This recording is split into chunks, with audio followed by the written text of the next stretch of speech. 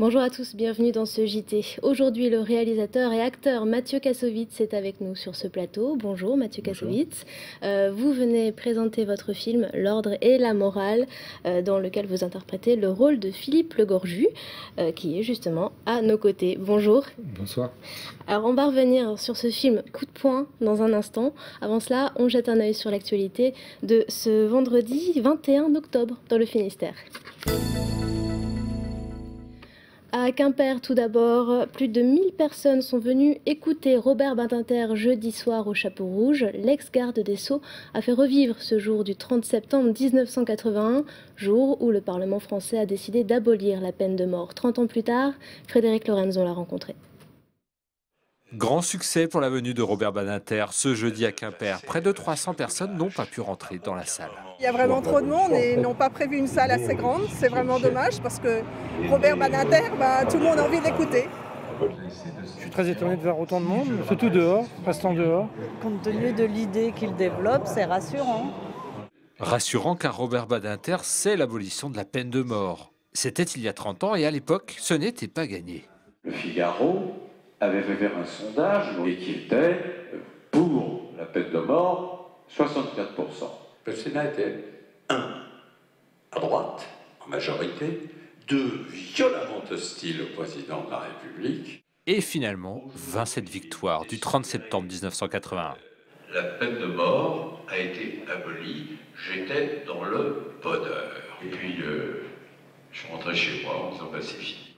L'ex-garde des Sceaux a ouvert une voie. Aujourd'hui, 130 États ont aboli la peine de mort dans le monde, mais Robert Badinter reste lucide.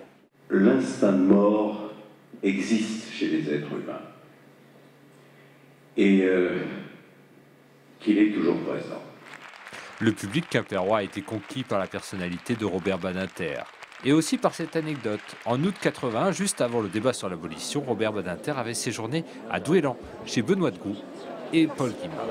À leur invitation, j'ai rédigé ça, ce discours là, dans leur maison, au bord de l'eau. J'en ai encore un vif souvenir. Quimper célèbre encore l'abolition jusqu'au 30 octobre avec cette exposition d'une centaine d'affiches à voir à la mairie. Direction la Nouvelle-Zélande à présent. Ce dimanche, le 15 de France affronte les All Blacks en finale de la Coupe du Monde de rugby. Et les Bleus ne sont pas les seuls à vouloir briller là-bas. Adeline Lecoq, une Brestoise de 25 ans, a fondé le Bagad de Nouvelle-Zélande. Objectif, faire résonner la culture bretonne aux antipodes. Reportage de Romain Lejeune. C'est un petit air de Larry des Gavottes qui vient du bout du monde. Adeline Lecoq est installée depuis 5 ans en Nouvelle-Zélande. Cette Brestoise, amatrice de musique traditionnelle, a fondé il y a 2 ans sa propre association pour promouvoir la culture bretonne au pays du rugby, le Bagad de Nouvelle-Zélande. C'est plus un nom qui représente qu'une véritable association, parce que déjà je suis quasiment toute seule, donc en termes de bagad, je ne peux pas jouer tous les instruments à la fois. Moi j'ai appelé ça à la base parce qu'il fallait donner un titre à mon site internet pour présenter les groupes de musique bretonne, donc forcément je l'ai appelé Bagad et après j'ai mis Nouvelle-Zélande parce que ça s'adresse aux habitants d'ici. Des habitants qui n'ont souvent jamais entendu parler de la Bretagne, vu de Nouvelle-Zélande, un joueur de cornemuse est forcément un Écossais. Alors sur son site, la Brestoise militante fait de la pédagogie. Adeline est aussi partie à la rencontre des pipe bands locaux pour présenter sa musique avec un certain succès. Et au fur et à mesure, je me suis dit pourquoi pas aussi essayer de former un groupe d'abord en essayant de convaincre mon groupe de jouer quelques morceaux bretons. Donc on a déjà réussi à intégrer des marches bretonnes à des événements dans des compétitions ou dans des parades. La Bretonne n'hésite pas non plus à prendre son biniou de pèlerin pour aller jouer dans la rue. Dimanche, avant la demi-finale de Coupe du Monde entre la Nouvelle-Zélande et l'Australie, Adeline était sur le port d'Auckland pour faire entendre la voix de la Bretagne dans l'événement mondial, en attendant peut-être un jour de voir défiler le véritable Bagad de Nouvelle-Zélande au pied de la Sky Tower. L'ordre et la morale, c'est le nouveau film de Mathieu Kassovitz en salle le 16 novembre. Ce vendredi soir, le film est diffusé en avant-première au cinéma Le Liberté à Brest. Avant la projection, Mathieu Kassovitz est de passage dans nos locaux accompagné de Philippe Legorju, capitaine du GIGN. Tout de suite, la bande-annonce et on se retrouve tout de suite après. Des images me reviennent en mémoire. Des souvenirs flous qui doucement se précisent.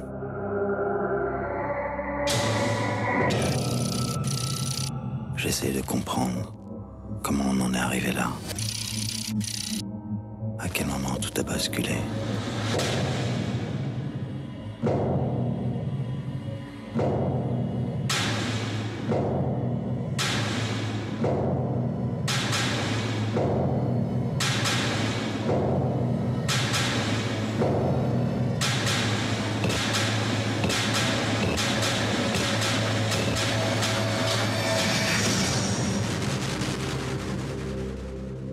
Ceci est une histoire vraie.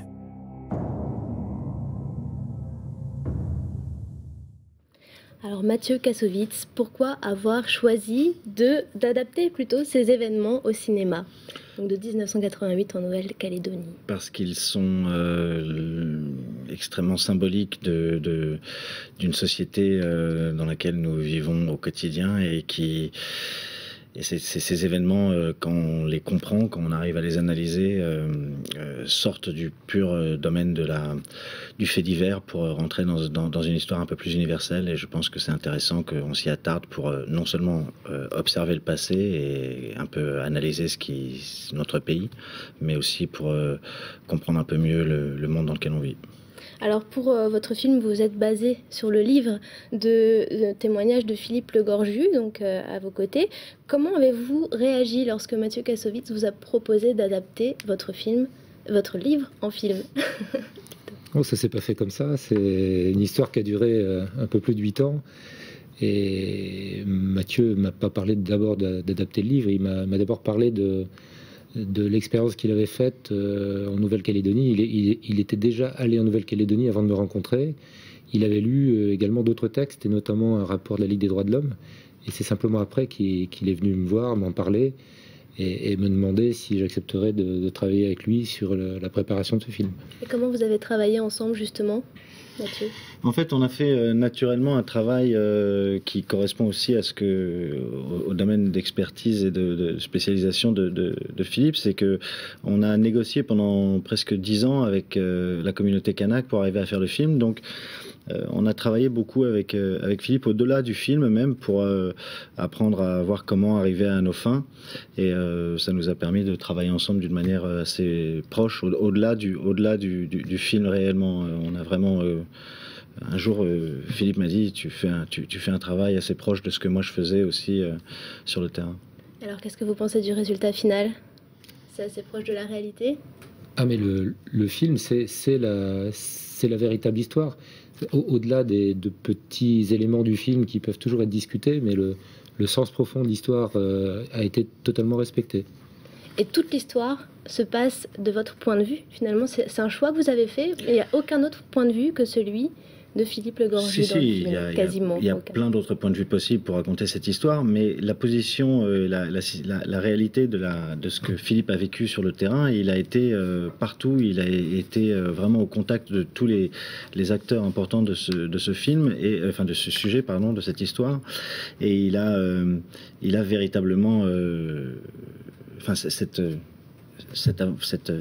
événement a changé sa vie et son point de vue est important pour nous puisqu'il a découvert toute cette histoire en la vivant et c'est un peu ce que je voulais que le spectateur ait comme expérience. Alors vous disiez tout à l'heure, vous êtes allé en Nouvelle-Calédonie pour faire des repérages, mais le film n'a pas pu se tourner en Nouvelle-Calédonie, mais en Polynésie. Pourquoi?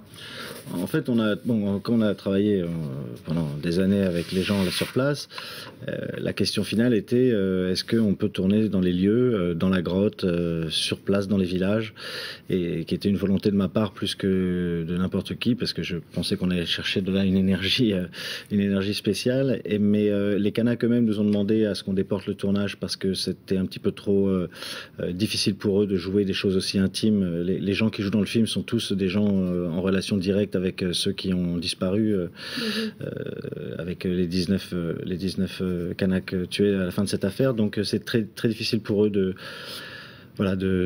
trouver un petit espace de liberté pour pouvoir revivre ça. Et donc ils ont demandé à ce qu'on aille tourner ailleurs et la Polynésie nous a accueillis. Encore trop tôt peut-être ? C'est toujours trop tôt, mais je pense qu'après un certain moment, ça devient trop tard. Donc il y a une balance à faire et je pense qu'on est dans la bonne balance. D'ailleurs, ils nous avaient dit il y a 10 ans que c'était trop tôt et que ça prendrait peut-être 10 ans et ça a pris 10 ans. Le film n'est pas encore sorti en salle et il suscite déjà la polémique. Il ne sera pas diffusé dans les salles de cinéma de Nouvelle-Calédonie. Comment expliquer ce choix, enfin cette décision ? Alors, on vient d'apprendre ça, donc ça nous a tous surpris. Je pense qu'on a fait diffuser cette information parce que ça nous a choqués. Il y a une levée de bouclier, évidemment, en Nouvelle-Calédonie, de gens qui ne comprennent pas pourquoi ce film ne serait pas diffusé là-bas. C'est quand même leur film et c'est la parole kanak. Donc je crois qu'ils sont en train de réfléchir en ce moment et de voir comment trouver des solutions. Donc on avance et on vous tiendra au courant au fur et à mesure de l'approbation. Mais effectivement, ce genre d'éventualité est extrêmement choquant pour nous.